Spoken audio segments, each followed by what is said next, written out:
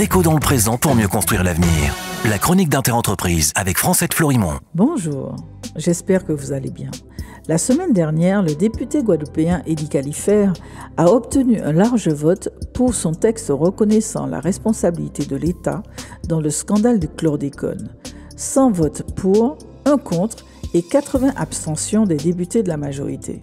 Pour rappel, alors que le chlordécone n'était plus utilisé en France continentale à cause de sa grande toxicité, depuis 1970, ce produit dangereux pour la santé des humains a continué à être utilisé dans les plantations de bananes de Guadeloupe et de Martinique de 1972 à 1993, soit pendant 21 ans encore.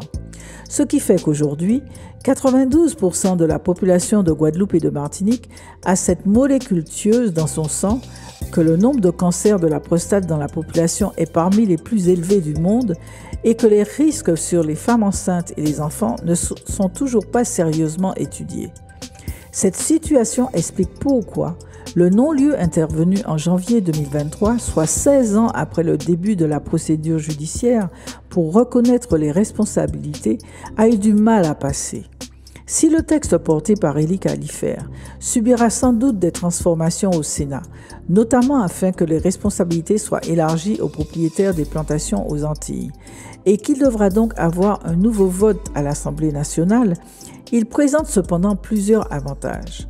Le premier avantage, il maintient l'attention sur cette catastrophe sanitaire qui touche la Guadeloupe et la Martinique.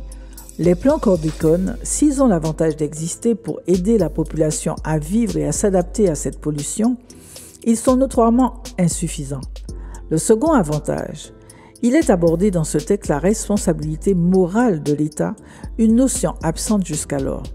Si cette notion est conservée dans le texte final, il est de nature à redonner du courage aux fonctionnaires de dire non face aux pressions à venir, parce qu'ils seront judiciairement responsables lors de conséquences malheureuses.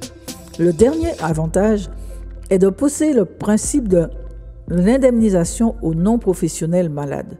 Aujourd'hui, l'indemnisation par le Fonds d'aide aux victimes de pesticides ne concerne que les professionnels malades.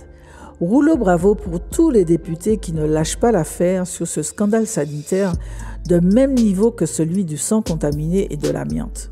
À demain, prenez soin de vous. Déco dans le présent pour mieux construire l'avenir.